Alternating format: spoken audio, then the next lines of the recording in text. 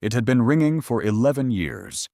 Every time someone pushed that door open, the small brass bell mounted to the frame above it would give its cheerful, entirely inappropriate little chime, and Nadine would look up from whatever she was doing and nod at whoever was coming in, and that was how it worked, and that was how it had always worked, and she had stopped consciously hearing the bell years ago, the way you stop consciously hearing the refrigerator hum, or the air conditioner's losing argument with the August heat. The glass shattered instead. The lower pane of the door gave way, exploding inward in a spray of safety glass, and instead of the bell, she heard the sound of a child hitting a linoleum floor, and instead of looking up to nod at a customer, she saw a little girl, 8 years old, barefoot, her pink dress torn at the shoulder, her blonde hair matted with sweat and dirt, and something darker that Nadine's mind refused to name immediately. Scrambling backward across the floor on her hands and her raw, ruined feet, pointing back at the highway outside with a trembling finger, screaming 2 words. He's coming. Please. He's coming. And here is the thing about that moment. The thing that Nadine has spent the better part of 3 years trying to explain to people who were not there, who cannot understand why what happened next happened the way it did, why it happened at all, why 5 men who the world had spent decades categorizing as the people you call the police about were the ones who stepped between that child and the door. The 5 men at the counter did not discuss it. They did not look at each other and reach a consensus. They did not weigh the options or calculate the risk or consider the implications of what getting involved with whatever had put a bleeding 8-year-old through a diner door might mean for men who already had complicated relationships with law enforcement and a paperwork trail that could generously be described as extensive. They just moved. Duke set his coffee mug down. The ceramic sound it made against the Formica counter was the last ordinary sound that Tuesday produced. And then 5 men, who the world called outlaws, stepped between a child and whatever was coming through that door. What was coming through that door was worse than anyone in that diner was prepared to understand.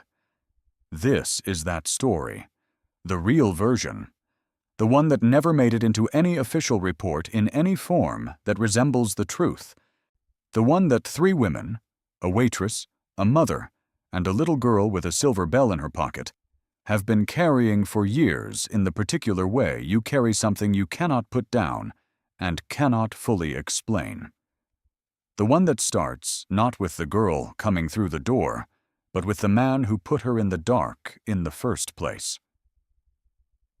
Long before Kara ran, long before the glass broke and the bell failed to ring, and 5 men in leather turned from their coffee and changed the course of what was going to happen to a little girl on a Tuesday in August, long before any of that, something was being built in the desert.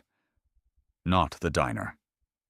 The diner had been there since 1978, planted on its stretch of Route 66 with the practical stubbornness of a building that has been necessary for long enough that it has stopped requiring justification. If the Starlight Diner and Gas, 50 miles east of Barstow, California, existed for the same reason all the last chance outposts of the Mojave exist, because people run out of things in the desert: fuel, water, time, hope. The diner was there for all of it, open 7 days a week, staffed by a rotating cast of the transient and the stubborn, anchored finally by Nadine, who had arrived for a temporary shift in the spring of 2012, and had somehow still been there when the thing that is the subject of this account arrived in her diner 11 years later. The thing being built was not a building. It was a system. Systems of this kind are built slowly, over years, in the spaces between things that people are paying attention to. They are built by men who understand that the most durable criminal enterprises are the ones that look, why from the outside, like other things entirely, like legitimate business, like bureaucratic process, like the ordinary operations of institutions the public has been trained to trust. They are built by men who have made a careful study of the exact seams in that public trust, the specific places where attention lapses and oversight fails, and the assumption of legitimacy does the work of actual legitimacy, invisibly and for free. Bray had been building for 4 years. His name, in the records that the FBI Los Angeles field office had been assembling in fragments across those 4 years, appeared alongside words like organized, sophisticated, multi-jurisdictional, and the phrase that federal investigators use when they have been chasing something long enough to develop a grudging professional respect for its architecture. Remarkably low profile. Bray's operation moved quietly. It moved across state lines in ways that exploited the coordination gaps between county, state, and federal jurisdictions. Gaps that exist, not because anyone designed them to be exploited, but because large systems built by many people over many years always produce gaps, and certain kinds of men make it their life's work to find them. The truck was part of the architecture. A black SUV, modified in a garage outside Las Vegas by someone who knew exactly what they were doing and had done it before. Back seats removed. A metal cage welded directly into the chassis, with the careful craftsmanship of someone building something intended to be used repeatedly. Leather restraints bolted to the floor at intervals that had been calculated. Heavy-duty water jugs stored in the corner. The whole interior treated with industrial bleach on a regular schedule. The bleach smell never fully left. Kara would remember it for years. It would come to her sometimes without warning. In a grocery store, in a school hallway, in the specific clean smell of a hospital. And she would feel her body respond to it before her mind had caught up. Her hands going to fists, her breathing going shallow, the cellular memory of the dark room arriving before the conscious one. But Kara did not know, when she was in the dark room, that she was inside a system. She knew she was in a cellar. Then she knew it smelled like bleach. She knew the door was heavy and the darkness was total, and that time, without light, had become something she could only measure in sleeps. And the sleeps themselves were unreliable, broken, fractured by sounds she did not understand, and the particular terror of not knowing what came next. She knew her mother had been supposed to pick her up from school and had not come. She did not know why. She did not know that on the afternoon she was taken from the playground in Henderson, Nevada. Her mother Renee had been calling every number she knew within 8 minutes of the school's closing bell, had been at the police station within 23 minutes, had not slept in the days since except in the collapsed involuntary way of a person whose body has simply shut down without permission. I had been with the FBI field office team every hour of every day since they assigned a case number to her daughter's disappearance. She did not know any of that. She knew the door was heavy and the bleach smell was everywhere, and at some point, on what day she could not have said, the man left the heavy door not fully latched when he went to get food, and she pushed the grate, and she found the window, and she ran. The desert does not care how old you are when it punishes you for running through it barefoot. The scrub brush that tears at bare ankles does not make accommodations for 8-year-old girls in pink dresses. The asphalt, which has been storing heat since before dawn, and will be storing it until well after dark, does not distinguish between the feet of the guilty and the innocent. Kara ran through all of it. She ran through the punishment of it. She ran past the point where her feet stopped sending useful pain signals and started sending only a general, overwhelming report of damage, because the alternative to running was going back to the dark room, and her body understood, beneath the level of conscious thought, that going back to the dark room was not survivable. She saw the neon sign. She ran toward it the way people in the desert have always run toward light, not with calculation, not with a plan, but with the animal certainty that light means something is there, and something being there is better than the nothing of the desert. She hit the door. The glass broke. The bell did not ring. and the 5 men at the counter turned around. You need to understand who these men were. Not who the world said they were. The world's version is available in court records and newspaper archives, and the particular genre of documentary filmmaking that treats the Hells Angels primarily as a cultural artifact, an aesthetic, a symbol of something the 1960s produced and the subsequent decades failed to fully metabolize.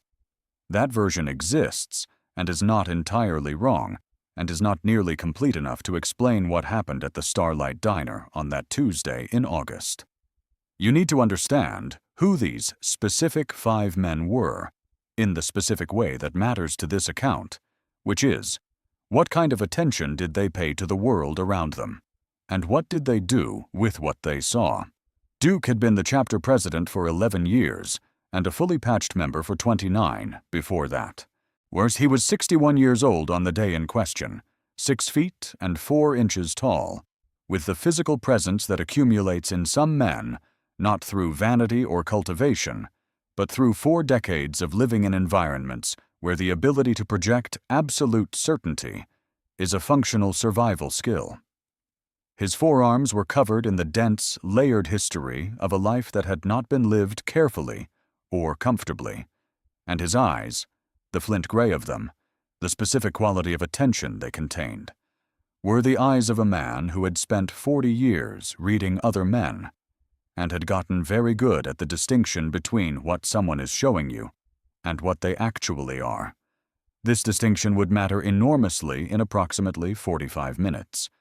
When a man in a crisp khaki uniform stepped out of a black SUV and smiled with his mouth and not his eyes. Duke would see it immediately. He had seen it many times before, in many different kinds of men, in many different circumstances. He knew exactly what it meant. Ranger was the sergeant-at-arms, which in the organizational structure of the club meant he was responsible for the safety of the chapter. Threat assessment, security protocol, the management of situations that required the specific combination of strategic thinking and physical capability that his particular background had developed in him. Before the leather cut, before the Harley, before the road had become the organizing principle of his life, Ranger had been a force recon Marine. 2 tours in Fallujah. The kind of service that does not leave a man unchanged and does not produce the specific kind of change that civilian life knows how to accommodate. He had come home to a country that did not know what to do with what he had become, and he had found eventually the road, and the road had known exactly what to do with him. His eyes never stopped moving. Not from nervousness. It was important to be clear about that distinction, because nervous men and vigilant men can look similar from the outside, but are entirely different things. It was the vigilance of a man who had learned, in streets where the consequences of missing something were immediate and permanent, that the world is always telling you what is about to happen if you are paying close enough attention to receive the information. Cyrus and Morrow were younger, mid-30s, or both of them, and hardened in the specific way of men who had come to the road early and had let it teach them what it teaches. Bull was the largest person in the room, and had been, for as long as anyone in the club could remember, a man of few words and absolute reliability. The kind of man who, when given a specific job, does not require elaboration or updates or periodic check-ins. He simply does the job until it is done, in the way it needs to be done. These 5 men had stopped at the Starlight Diner on a Tuesday afternoon in August because they had been riding since Nevada, and the heat was the specific, merciless heat of the Mojave at its most committed, and the air conditioning, even the Starlight's losing battle of an air conditioning unit, was better than the open road. They were heading to Arizona, a national run, and they had done this road before, most of them, multiple times, and the Starlight was a known quantity. Bad coffee, adequate rest, reliable anonymity. They were not looking for trouble. This matters. It matters specifically and absolutely. The mythology that surrounds men like this tends toward the assumption of readiness for conflict as a baseline state. The idea that 5 Hell's Angels at a diner counter are 5 men waiting for something to prove their nature upon. This is the mythology of people who have not spent time around men who have been in enough actual conflict to have no interest in seeking it out. Duke was not a man who looked for trouble. He was a man who, when trouble arrived, knew exactly how to finish it. Trouble arrived at 23 minutes past 2 in the afternoon. It came through the door at 8 years old and bleeding, and it said, "He's coming. Please. He's coming." And Duke set down his coffee. He did not rush toward her. This is the detail that Nadine returns to most often when she talks about it. The size of him, the sheer, overwhelming physical fact of Duke crossing that room, and the deliberateness with which he moved, not slowly, not cautiously, but with the specific grounded weight of a man who understands that speed in this particular moment is the wrong tool. He dropped to one knee approximately 4 feet from the girl, and he held his hands out in front of him. Both of them, palms up, open, containing nothing, and he waited for her eyes to find his face. "Who's coming? Now, little bird." The voice that could fill a room of 50 with absolute authority had done something Duke rarely required it to do. It had become small, steady, the low, unhurried register of something that the terrified nervous system of an 8-year-old girl could receive as safe, because the terrified nervous system of a child in extremis is not listening to words so much as to the frequency beneath words. The thing that tells a body whether the large person in front of it is the kind of large that protects or the kind of large that harms.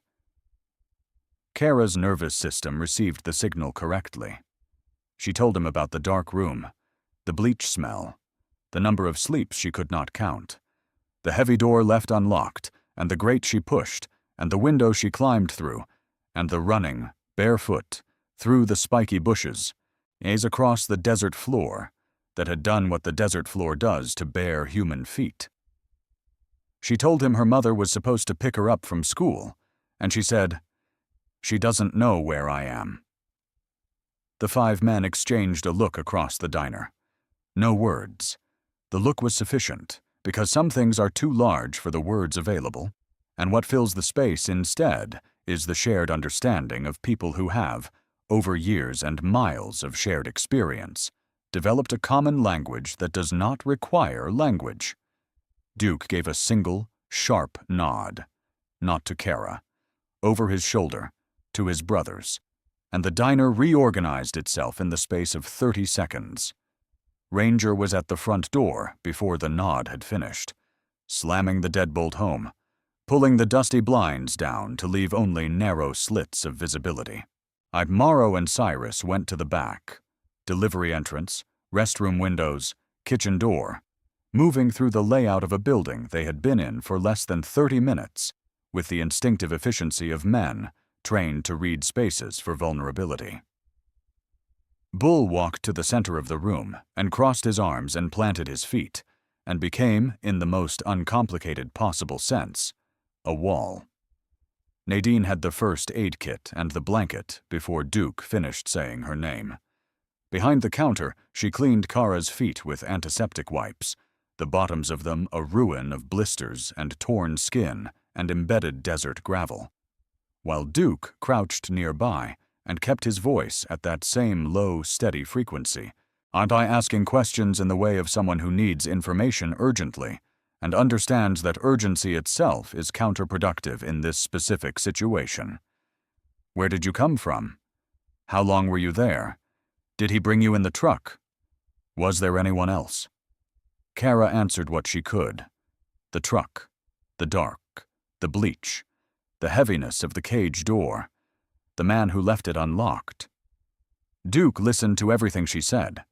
He listened specifically to the truck, and to the cage, and to the industrial bleach, because these details, assembled together, told a story that had a specific shape, and the shape of it was not the simple, terrible story of one sick man and one victim. The shape of it was infrastructure. The shape of it was system. "Vehicle is hitting the pavement," Ranger announced from the blinds, nor his voice emptied of everything except information. "Black SUV, tinted windows, heavy suspension. He's slowing down." Duke stood. He unclipped the heavy folding knife from his belt, not opening it, just holding it, the cold weight of it a point of focus in his palm. He looked at Bull. Bull reached behind his back. He looked at the door.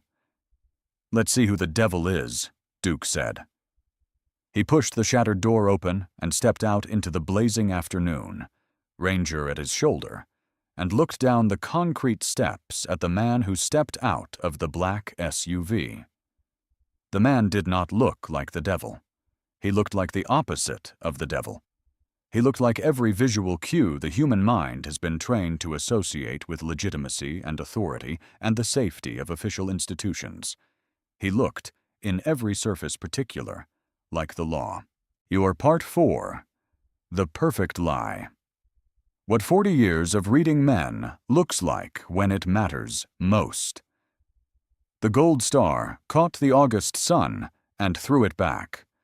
Colton's uniform was pressed with the precision of someone who understood that presentation is its own argument, that the crisp line of a collar and the mirror finish of a boot and the authoritative hang of a duty belt constitute a language that most people read automatically and credulously, without requiring any supporting evidence. He walked with the unhurried confidence of a man accustomed to having the world accommodate itself to his presence. And when he looked up at the two massive leather-clad bikers at the top of the steps, the smile that crossed his face was perfectly calibrated. Friendly, but serious. Paternal, but professional. As a man with an unfortunate situation that he was confident, between reasonable people, could be resolved. "Afternoon, gentlemen. Hot one out here today." Duke said nothing. His face was the face of a mountain that has been asked for its opinion on the weather. Colton adjusted his utility belt, the casual practice gesture of a man entirely comfortable in his own authority, and stepped closer to the motorcycle barricade with the air of someone inspecting an inconvenient but temporary obstacle. He was very, very good at the lie. He told it the way master liars tell the lies they have told most often, not as a performance, but as a report. His daughter, her illness, the delusions, the confusion, the running. His wife beside herself with worry. He pointed at the shattered diner door with exactly the right quantity of paternal distress. Enough to be credible, not so much as to seem performed. He asked if they had seen a little blonde girl in a pink dress. It was perfect. Every variable of it precisely managed. If Duke had been a regular man, a civilian, a person whose experience of the world had trained him to accept that people who look like authority figures are what they look like, the lie would have worked. He would have opened the door. He would have handed Kara to the man who had built the cage. Duke was not a regular man. He looked at the hands, perfectly still. No trembling, not even the micro-tremor that a genuinely panicked parent cannot fully suppress. He looked at the brow. Dry, while the August heat was pressing 42 degrees against every surface, and the man's brow was dry. He listened to the voice. Every note of it exactly right. The specific emotional register of parental desperation delivered at a pitch that never cracked, never wavered, never contained the raw, unmanaged quality of genuine fear. He watched the eyes. The eyes were cold, not hostile, not angry, not the eyes of a man who was feeling anything. Just cold, watching, calculating access. The eyes of someone whose surface presentation and internal state were completely disconnected, occupying the same face the way a beautiful painting can hang in a room where terrible things are happening, the painting entirely unaffected by what surrounds it. "Ain't seen no little girl," Duke said, and the lie in return was simple and smooth and delivered without hesitation. It was also, Duke understood, a test, because a man who has actually lost his child to a delusional episode in the middle of the desert does not accept that information calmly. He pushes. He asks again. He looks at the broken door with his whole body rather than just his calculating eyes. Colton's smile slipped. 1 fraction of an inch. Just enough. His eyes went to the broken glass and then back to Duke, and in that brief transit, they contained something that was not paternal desperation at all. It was the specific, cold consideration of a man recalculating his approach. He said he'd better step inside and have a look around. He reached for Cyrus's motorcycle. Cyrus's hand closed over his wrist before the chrome was touched. And the professional facade cracked.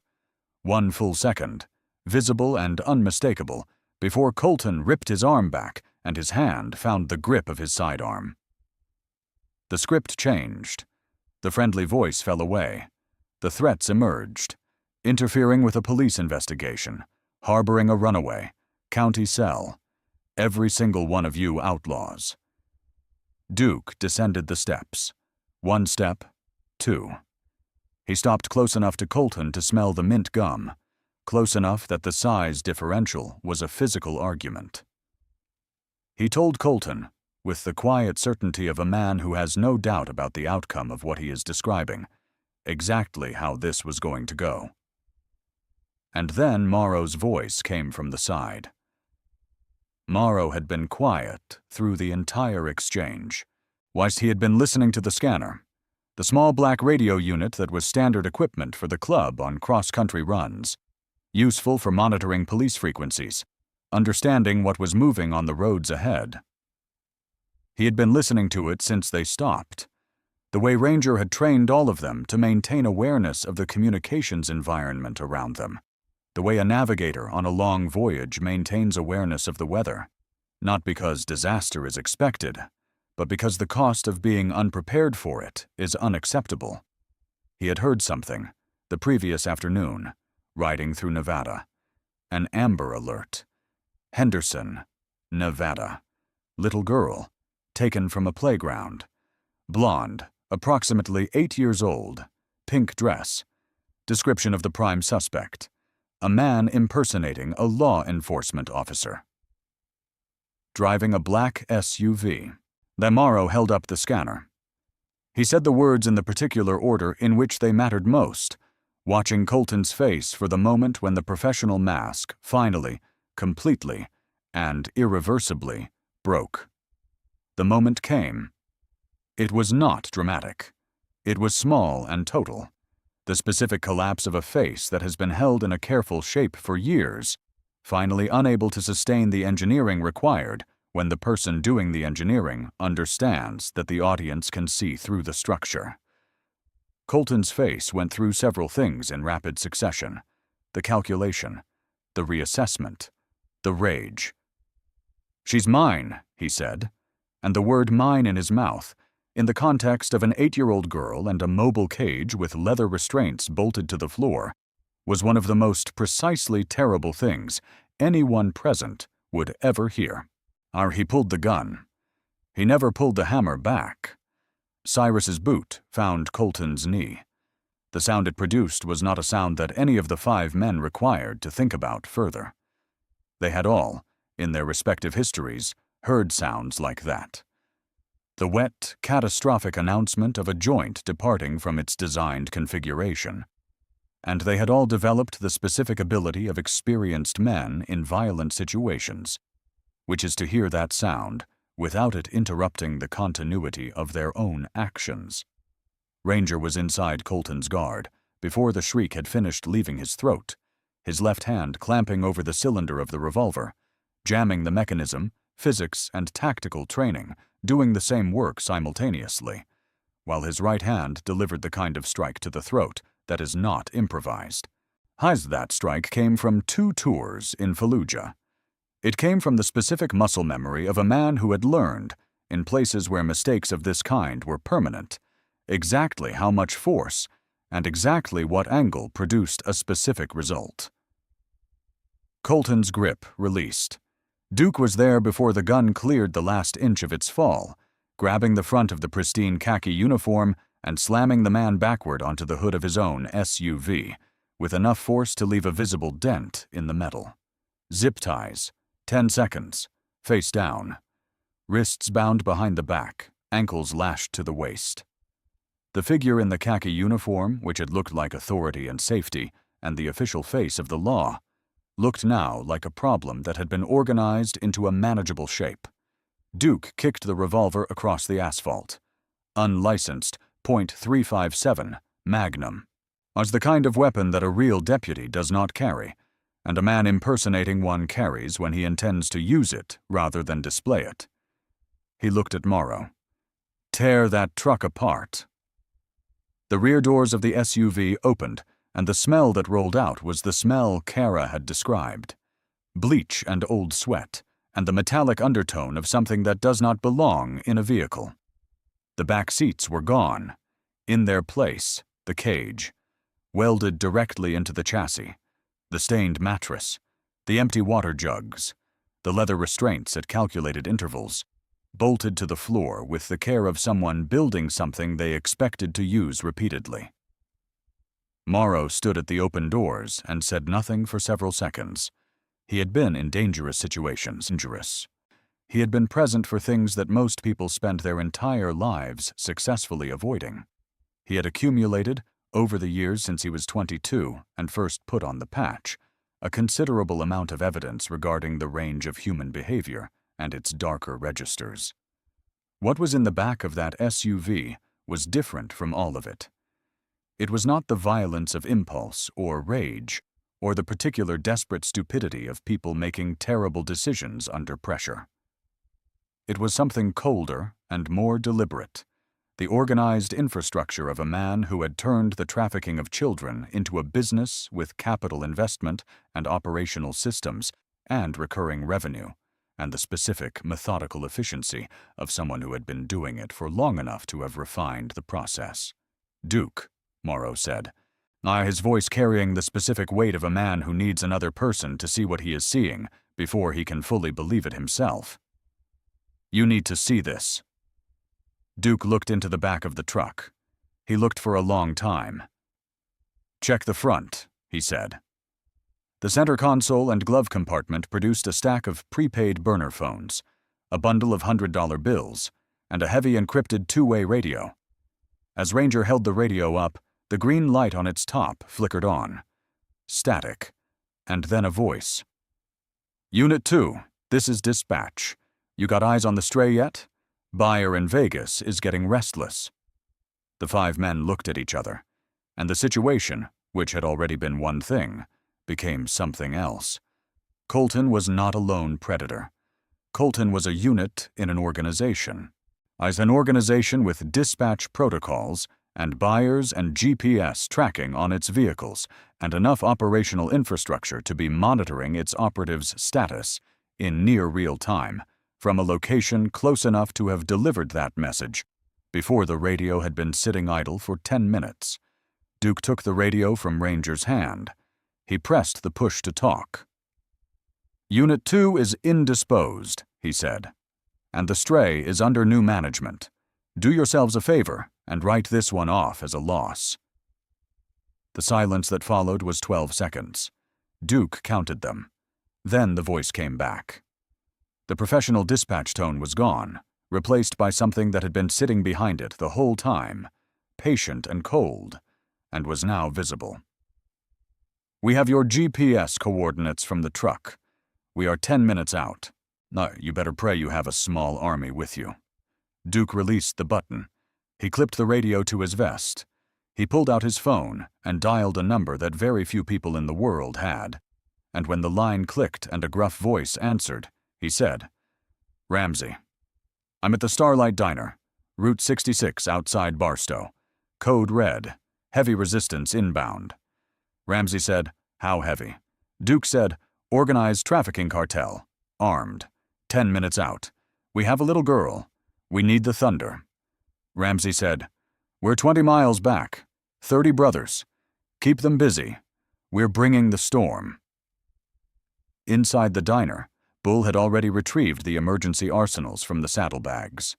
He set the bags on the counter and unzipped them, and did not comment on their contents.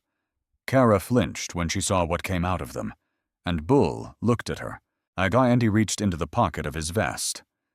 The Guardian Bell was silver and small, and had been riding on his motorcycle for 15 years, through weather and desert and asphalt, and the specific accumulated road miles of a life spent mostly in motion. He held it out on its leather strap. He told her what it was, and what it was for, in the gentle, unhurried voice that existed beneath his usual voice, the voice that most people who dealt with Bull never heard, because most people who dealt with Bull were not 8-year-old girls who needed to hear that the monsters could not get past it. He pressed it into her hand and folded her fingers around the cold silver. She looked up at him. "You promise?" "On my patch," Bull said, and he touched the death's head on his chest. And he meant it, absolutely. Duke sent them to the freezer. Thick steel, or insulated, the farthest corner.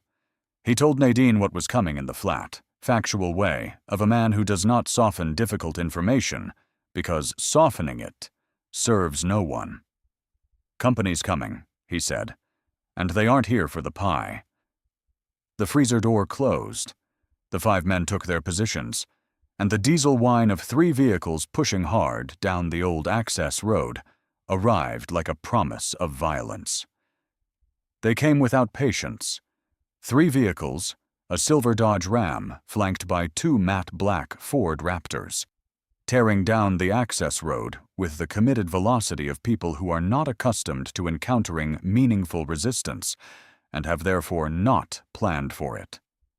The dust cloud they raised was visible from a mile away, and audible from half that, the diesel engines screaming at the upper range of what they were built to sustain, while kicking up 50 feet of alkali dust that preceded them like their own advertisement. They did not slow down for the chain-link fence.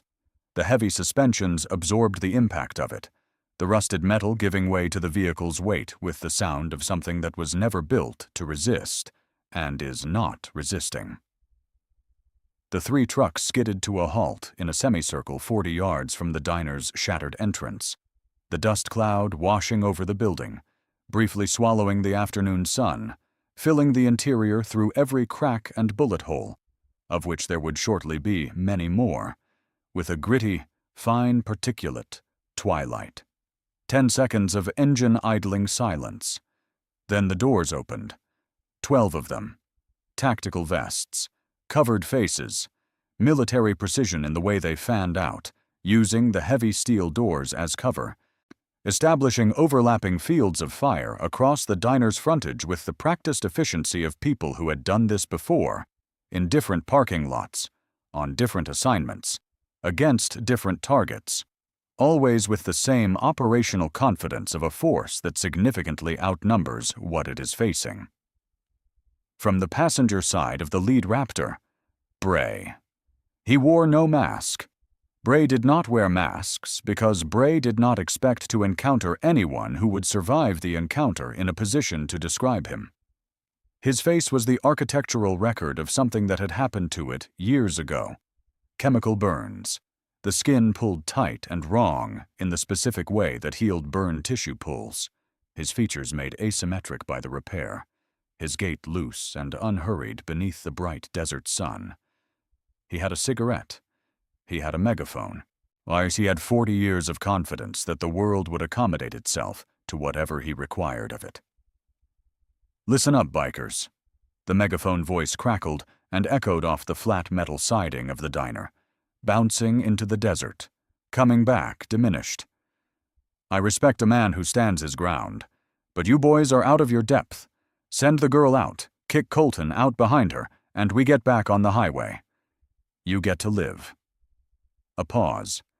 60 seconds. Inside the diner, Duke looked at Ranger. Ranger looked at Duke. Then Ranger stood from behind the flipped oak table, rested the barrel of the AR-15 on the shattered windowsill, and aimed at the Dodge Ram's engine block. 3 shots. Clean. Precise. The radiator ruptured. White steam exploded from the hood in a massive, hissing plume. The engine died mid-sentence, its death rattle swallowed by the desert. "Negotiations concluded," Duke called out. The response from 12 armed men who have been told they will not encounter meaningful resistance and have discovered they were wrong is not disciplined. It is immediate and overwhelming and not coordinated. It is the response of surprise colliding with professional training, and the collision produces volume rather than accuracy, which is the only reason that 3 of the 5 men behind those flipped tables were still breathing after the first 30 seconds. The diner's front wall became a surface that was being systematically converted into something that offered much less structural protection than it had previously offered. Plywood walls, it turns out, do not stop rifle rounds. But the windows, what remained of them, did not survive the first volley.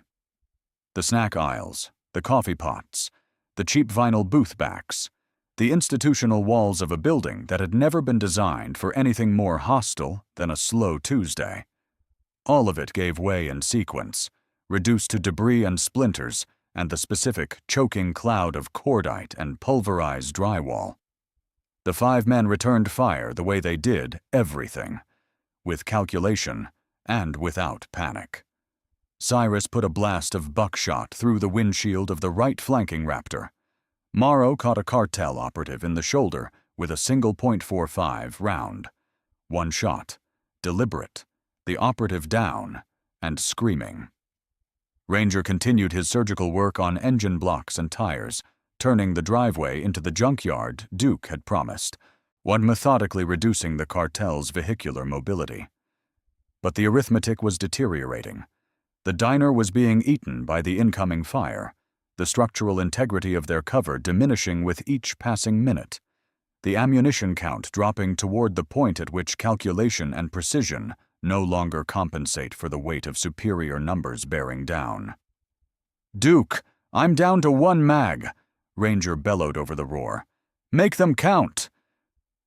In the walk-in freezer, the explosions arrived as something beyond sound.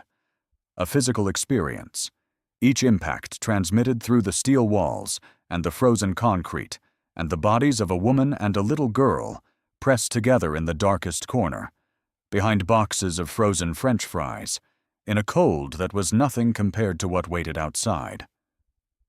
Kara squeezed her eyes shut. She pressed her hands over her ears. She held the guardian bell until the metal cut into her palm. "Keep them away," she prayed, in the wordless language of a child who has been in the dark long enough to understand that prayer is what you do when you have nothing else. "Keep the monsters away." Back in the diner, Bray sensed the lull. He rose from behind his truck. He waved his men forward.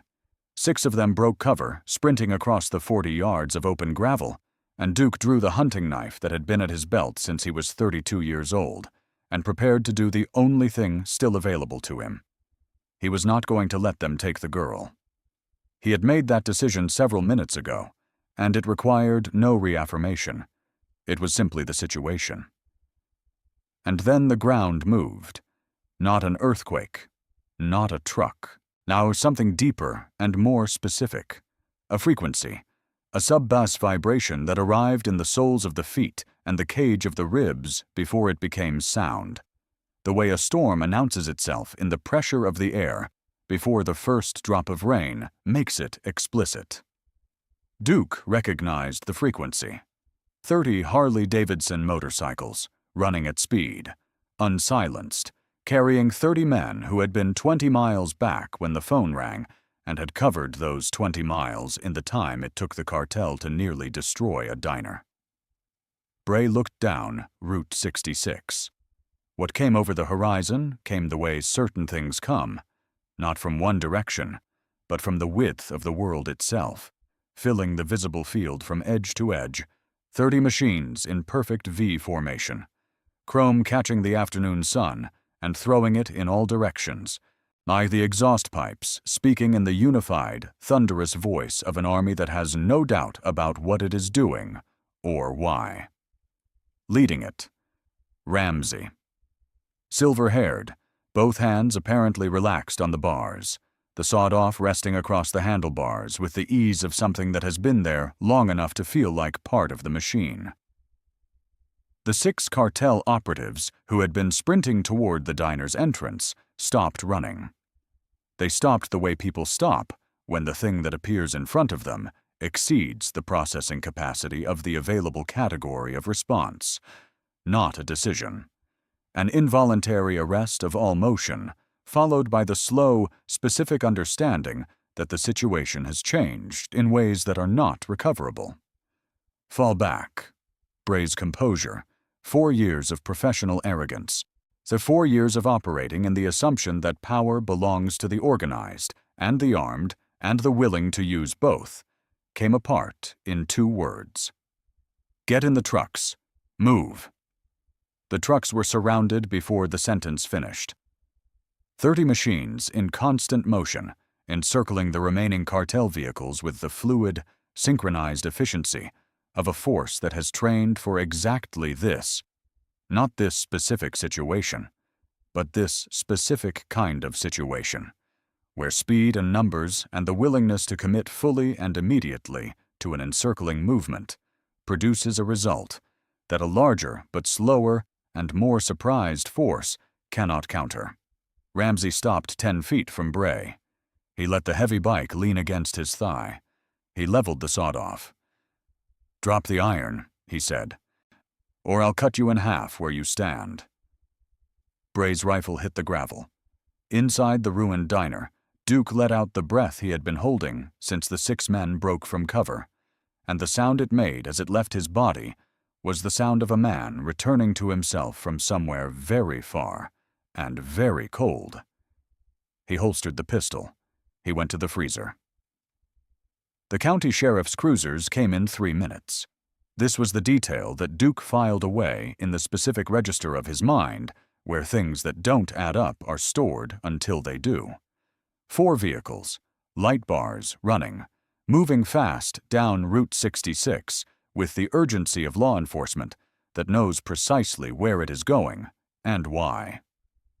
They skidded into the Starlight parking lot with a confidence that was not the confidence of first responders assessing an unknown scene, but it was the confidence of people arriving at a location they have been monitoring. They arrived too fast for a remote desert call. Duke knew the response times on this stretch of road. He had driven it many times. The nearest county sheriff substation was 40 minutes out on a good day, and this was not a call that would have been prioritized as requiring immediate response. A disturbance at a diner, some kind of altercation, details unclear, and the cruisers had arrived in 3 minutes. He filed this. He kept it. Sheriff Dawes led the deputies out of the vehicles with the projected authority of a man used to being the most powerful presence in any room he enters, pushing to the front of his contingent and surveying the scene. The bullet-riddled diner, the smoldering Dodge Ram, the bound cartel operatives face down in the gravel. So the 35 Hells Angels in a configuration that left no avenue of approach unmonitored, with the expression of someone taking inventory of a situation he had not expected to find quite this far along. His eyes found Colton in the dirt, hog-tied and flour-covered and ruined. And something moved in Dawes's face. Not shock, not the visceral, unguarded reaction of a man confronting an unexpected discovery. Recognition.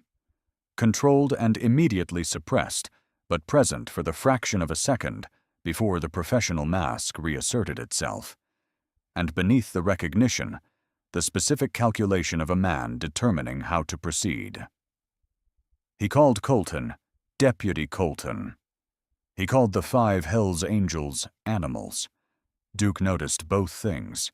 Dawes wanted 2 things in that parking lot: the prisoners and the girl. Was he wanted them in that order, and with an urgency that was disproportionate to the situation. Because the situation, from any legitimate law enforcement perspective, presented an obvious priority order, which was the heavily armed cartel operatives currently zip-tied in the dirt, not the child currently in a freezer with a diner waitress. A legitimate law enforcement response would have gone for the armed criminals first. Dawes went for the girl first. "Hand over the victim," he said, with the diplomatic phrasing of a man who has rehearsed the word victim to sound neutral. "We'll take her into protective custody." "No," Duke said. It was the simplest word available, and it contained everything necessary. Dawes escalated. His temper, when it broke, broke with the specific quality of a man who has spent years in an arrangement where his authority is never successfully challenged, where the word "no" from people below his station is simply not a thing that happens, and who therefore has no practiced response to it. He threatened. He invoked jurisdiction. He took a step forward. 35 safeties. The sound was a symphony. One note produced by 35 instruments simultaneously, lasting less than a second. It required no elaboration. The deputies behind Dawes exchanged the specific glance of men who have just been reminded that the authority of a badge is conditional on the willingness of the person facing it to recognize the authority, and who are now calculating whether that condition is met. It wasn't met. "You can't hold off the law forever," Dawes said, and the bluster in it was audible, the hollow sound of a man who knows his next move and is out of moves. "We don't have to," said Ranger. He stepped out of the diner with a satellite phone. He had slipped away during the opening moments of the confrontation with Dawes while Duke occupied the sheriff's attention, and he had made a specific phone call to a specific number, the kind of number that does not appear in any publicly accessible directory, that exists only in the memory of people who have earned the right to have it, that belongs to a man named Connors at the FBI Los Angeles field office, who handles regional human trafficking cases, and who had been, for 3 years, looking at fragments of an operation that kept disappearing before he could close his hand around it. Connors had listened to what Ranger described in 45 seconds. He said, 2 Blackhawks, 20 minutes. Ranger walked down the concrete steps, tossing the heavy satellite phone between his hands, wearing the expression of a man who has played the last card in a very long game and watched it land exactly where it needed to land. He told Dawes what was coming. He said Connors had been particularly interested in the modified black SUV, the impersonating deputy, and the local sheriff who had arrived 3 minutes after a desert disturbance call to express urgent interest in the whereabouts of a specific child. The color left Dawes's face, not gradually, not in stages. All at once, the way a light goes out. Behind him, the young deputies, men who had taken an oath and joined an institution and had been asked, incrementally, was to participate in things that were not what they had signed up for, told that this was how things worked in this county, told that certain arrangements were simply the cost of operating effectively in a complicated world, looked at each other, and made the only decision left to them that did not end with federal prison. One by one, they unclipped their gun belts. Let them fall. Dawes said nothing.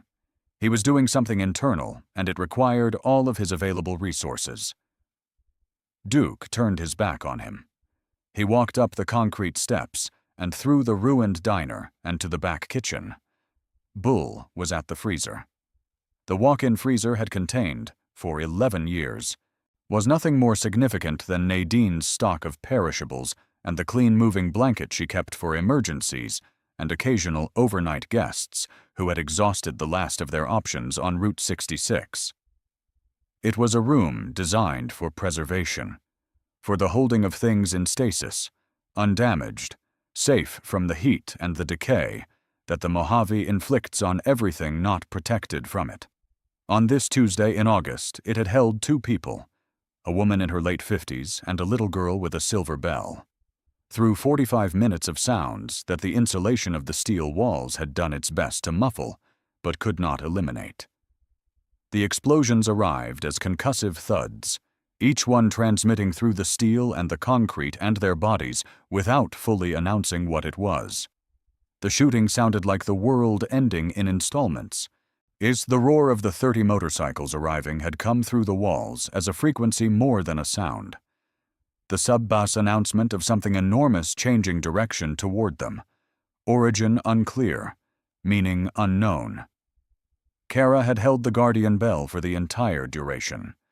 She had held it with both hands, the metal printing itself into her palms, her eyes shut, her prayer running beneath all the sounds in the wordless, continuous way of a child who has reduced her entire experience down to a single point of focus, the cold silver in her hands and the request she was making of it.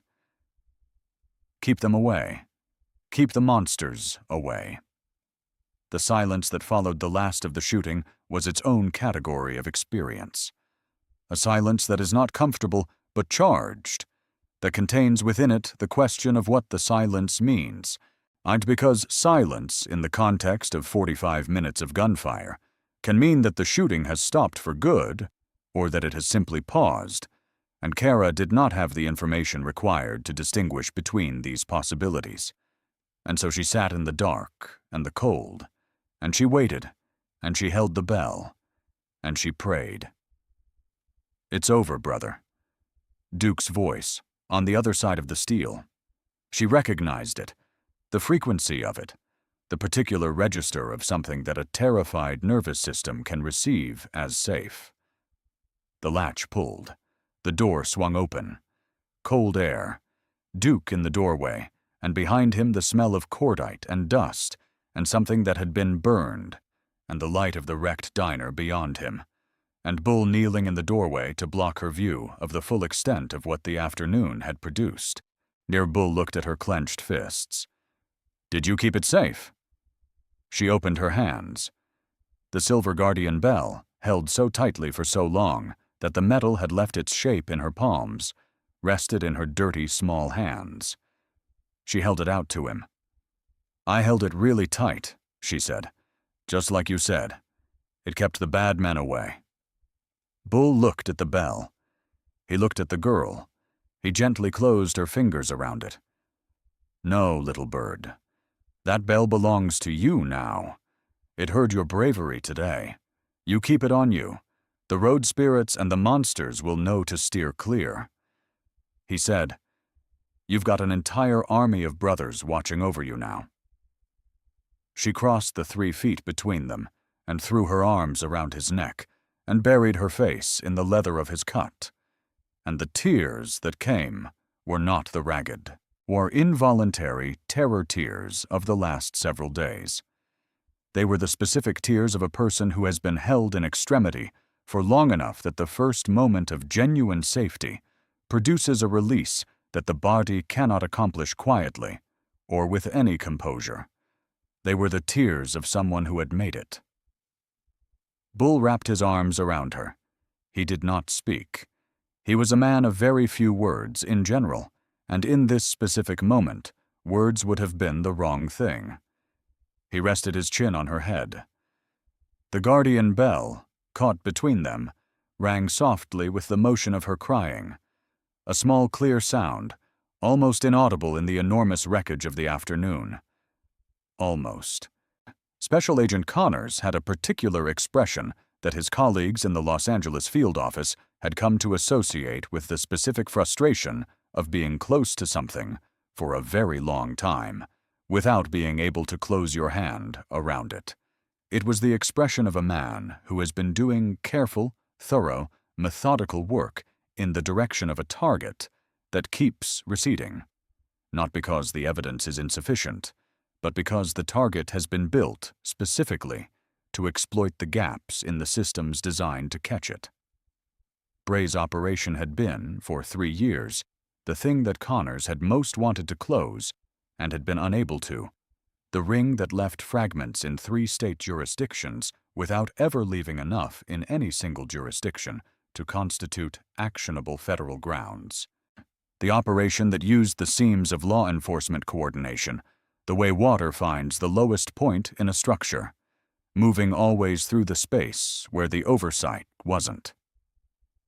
The case file was thick. The evidence was fragmentary. The operational picture was assembled from pieces that fit together without producing the specific, unambiguous, court-usable proof that federal prosecution requires. What Connors had not had, for 3 years, was a break. A break, in federal law enforcement terminology, means the moment when the evidence that has been fragmentary becomes consolidated, when a single event produces enough information in a single location that the fragmentation is overcome and the full picture becomes available. Breaks come from informants, from operational errors, from the occasional spectacular coincidence that puts a criminal operation in front of a witness with the specific combination of knowledge, capability, and motivation to do something about it. The break Connors had been waiting for came in the form of a satellite phone call from a Force Recon Marine who had traded his desert camo for biker leather and never entirely stopped being the man the Marine Corps had built. Ranger's call lasted 45 seconds. He gave Connors the location, the operational details of the cartel unit, the identity of Bray by physical description and vehicle, the evidence found in Colton's SUV, and the specific damning information about Sheriff Dawes. The GPS corroborated response time, the prioritization of the victim over the armed cartel operatives, the name that Dawes had used for Colton. Connors had, in his case file, a flag on Dawes. Not enough to act on. The flag had been sitting there for 14 months, a note attached to it that said, "County-level corruption suspected, insufficient predicate for federal intervention." Monitor. 45 seconds of satellite phone call converted insufficient predicate into overwhelming evidence of active federal crimes in progress. Connors scrambled the Blackhawks. He made 3 additional calls in the next 4 minutes, each of them activating a different component of the federal response that would arrive at the Starlight Diner in 20 minutes and begin the systematic dismantling of an operation that had been running for 4 years across 3 states. The helicopters descended onto Route 66 with the weight and the specific authority of federal intervention, arriving with enough force to make its own statement about what was happening and why. The downwash created a sandstorm that swept across the entire scene. The wrecked diner, the bound cartel operatives, the ring of 35 Hell's Angels, the corrupt sheriff sitting on the hood of his cruiser with the posture of a man accepting the terms of what was coming. Connors processed the scene with the professional efficiency of someone who has been waiting for exactly this for 3 years, and is not going to allow the urgency of the moment to compromise the integrity of the evidence collection. Bray was cuffed. Colton was cuffed. Dawes was cuffed by Connors personally, while weeping openly. The sound of a man whose carefully constructed world has come apart. The young deputies stood near their cruisers and said nothing. They had made their calculation, and they were living inside its consequences, waiting to see what shape those consequences took. Connors crossed the parking lot to Duke. He said, "Technically, I should arrest you and every man wearing that patch for a dozen different weapons violations." Duke pulled a crushed pack of cigarettes from his pocket. He said, "Technically, you arrived to find a group of concerned citizens defending themselves against heavily armed assailants. We were stopping for gas." Connors looked at him for a long moment. He said, "The paperwork on this is going to be a nightmare. But off the record, you boys did good work today. That ring has been a ghost for 3 years. You brought them into the light." Duke lit the cigarette. He said, "We didn't do it for a medal, Fed. We just look after our own. And today, that little girl was ours." He turned his back on Connors and walked toward his Harley.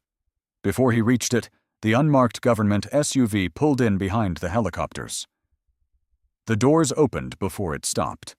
Renee came out of the vehicle with her whole body at once, frantic and bloodshot, and shaking in the way of a person who has not slept in days and has been holding a terror so enormous that the body has begun to register it as a permanent condition rather than an acute one. And then she saw the medical transport, and she saw the small figure sitting on the tailgate in a moving blanket, and she screamed the name. Kara's head came up. "Mommy!" And Renee ran. Now she dropped to her knees in the gravel, and she wrapped her arms around her daughter, and she held her the way you hold someone when you have spent days believing you might not get to hold them again, with the full committed weight of every hour of every day of the fear that had been the defining experience of her life for the duration of this story, released all at once against her daughter's matted hair. Duke watched from near his motorcycle. He watched, and he said nothing, and the cigarette smoke drifted into the desert air, and the afternoon was moving toward evening, and the Mojave light was changing from the merciless white of full sun to the specific amber of the hours before dark, and the guardian bell, barely visible in the hands of a little girl being held by her mother in the middle of a wrecked parking lot 50 miles from anywhere, caught that amber light and held it. They left before the paperwork started. Duke gave Kara one look across the parking lot, one sharp, direct nod that contained everything that would not be said aloud, and threw his leg over the Harley and turned the ignition and listened to the engine speak in the voice he knew better than he knew most human voices, and he said the only thing that needed to be said. "Let's ride." 35 engines answered simultaneously. The sound they made leaving the Starlight parking lot was the same sound they made arriving. Enormous, unified. The voice of something that occupies more space in the world than the number of machines producing it should logically account for. They merged onto Route 66, and the sound carried across the desert in all directions, diminishing with distance into something that sounded, if you were standing in the parking lot and watching the chrome catch the last light, like a kind of resolution. They did not look back. Across the parking lot, Kara pulled back from her mother's embrace long enough to find the shape of the motorcycles against the western sky. She found Bull's silhouette in the formation, the size of him distinctive even at distance, even in motion, and she found Duke at the front. She reached into the pocket of her ruined pink dress. She held the guardian bell up. The desert sun caught the silver and threw it back. Duke, already 50 yards down the highway, gave a single sharp nod over his shoulder.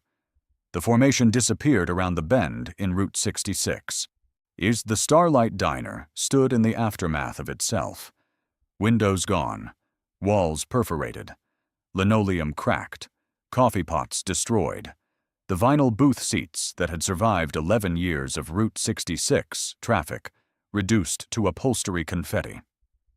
The neon sign, which had been dark and silent through the entire afternoon, flickered once in the gathering dusk and came back on, pale and stuttering, the letters imperfect, the glow more suggestion than fact, and illuminated the parking lot with the specific, determined inadequacy of a thing that has decided to keep functioning despite all available evidence that stopping would be more sensible. Nadine looked at it. She went inside. She walked through the debris of her diner with the methodical attention of a woman who has been here for 11 years and intends to be here for 11 more, as cataloging what needed to be fixed and what needed to be replaced and what was simply gone. She found the 5 coffee mugs on the counter, still upright, which struck her as improbable and somehow important, and she washed them and put them on a specific shelf where they have remained since that afternoon. She never uses them for other customers. When people ask about the bullet holes, and people do ask, because the bullet holes are present and visible, and Route 66 has its share of people who are interested in the stories that walls contain, she tells them it was a gang shootout. This satisfies most people, because gang shootouts in desert diners 50 miles outside Barstow are not difficult to believe and require no further investigation. The news reports, when they ran, it had described a successful FBI operation that dismantled a major human trafficking network operating across 3 states. Several arrests, multiple convictions, the investigation ongoing, no mention of 5 motorcycles in a diagonal line, No mention of a guardian bell. No mention of what the Starlight Diner looked like from the inside on the evening of that Tuesday, with the August light coming through the bullet holes and the neon sign stuttering outside, and the 5 coffee mugs on a special shelf that nobody touches. Renee does not speak publicly about what happened. This is not from shame or legal restriction. It is the decision of a woman who spent days in the specific hell that is the parent of a missing child, and who has determined, based on everything the experience produced in her, that what happened next is not for public consumption. It is hers, and it is Kara's, and it belongs to the people who were in that desert, in that parking lot, on that Tuesday. Kara started a new school in a new city in the September after the August in question. She is, by every account available to the people who know her, a child proceeding in the direction of ordinary. She draws. She is very good at it. She draws, frequently and with careful detail, a picture that her teachers have described variously as folk art and childhood processing, and simply a repeated subject that she finds comforting. 5 large figures in leather, standing between a small figure and a dark space behind it. The proportions arranged so that the dark space is smaller than the figures, significantly and deliberately smaller. She carries the guardian bell. She has carried it every day since the afternoon Bull pressed it into her hand in the doorway of a walk-in freezer and told her it heard her bravery. Sometimes, on quiet mornings, or in the particular stillness that comes at the end of a day that was harder than expected, she takes it out of her pocket and holds it in her palm and turns it in the light, and the silver catches whatever light is available and throws it back, and the bell makes its small sound, barely audible, the ring of something very small and very old, and very specific in its purpose, and she holds it until the sound fades, and then she puts it back. The monsters know to steer clear. She told Bull she would keep it safe. She has. In Arizona, in a bar that has been expecting them, whereas the 35 men from Route 66 are occupying the kind of space that 35 men in leather occupy when they arrive somewhere together. Fully, completely, the room reorganized around their presence, the way rooms reorganize around gravity. Ramsey buys the first round. Someone feeds the jukebox. The conversation turns to the road ahead, to the miles remaining, to the specific quality of the Arizona evening. Nobody mentions the Starlight Diner, not because it was nothing, because it was the kind of thing that men who live by a code, rather than by reputation, do not elaborate. It exists in the record of what happened, in the doing of it. In the specific, unambiguous fact that a little girl is sitting in her mother's arms in the Mojave evening light, instead of in the dark of a cage, in the back of a black SUV, and that the system that put her in that cage has been dismantled, and that the men who wore its uniform have been fitted with federal handcuffs and driven away in armored transports. Bull finishes his beer. He goes outside. He starts his bike. The engine speaks. He rides. And somewhere in the sound of that engine joining the highway, somewhere in the specific, enormous, rolling voice of a Harley-Davidson meeting Route 66 in the last light of an August evening, a small silver bell is ringing in the pocket of an 8-year-old girl 300 miles away, struck by the motion of her breathing, by the simple, continued, improbable fact of her being alive to breathe. You will not find the true account of the Starlight Diner in any official record. You will not find it in any news archive, in any police report, and in any court filing produced by the federal prosecution that followed. You will find, in those places, a sanitized version of a successful operation. The professional summary of an outcome, stripped of its texture, emptied of the specific, irreducible human details that constitute the difference between what happened and what can be documented. What happened was this. A little girl ran through a broken door into the only building on an empty stretch of desert highway, and 5 men who the world had spent decades calling dangerous stepped between her and the thing that was coming for her. They did not ask to be thanked. They did not ask to be understood. They asked only that the girl be safe, and they enforced that ask with everything available to them, and then they rode away into the desert, and the subject was closed. As the line between outlaw and protector is not always where the law draws it. Sometimes it is drawn in the desert, in August, by the kind of men who turn around when a child comes through the door. And sometimes it is held by a woman and a girl in a walk-in freezer, in the dark and the cold, with a small silver bell pressed between their hands, praying to whatever receives the prayers of people who have run out of other options. The bell kept ringing. The monsters did not get past it. That is the whole story. That is the only story.